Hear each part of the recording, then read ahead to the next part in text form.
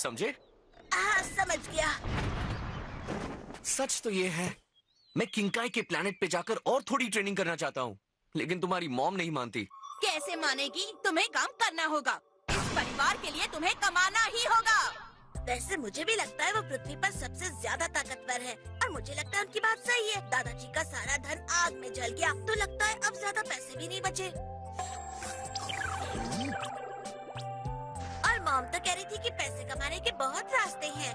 आप बहुत सारे काम कर सकते हैं, जैसे हर्क्यूलिस करते हैं। हाँ शायद, लेकिन मैं बाहर रहकर चुपके से ट्रेनिंग करना ज्यादा पसंद करूंगा।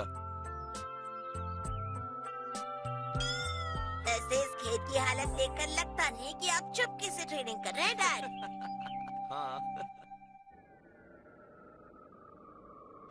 इतनी देर क्यों हो रही है? जल्दी से सब कुछ ले आओ।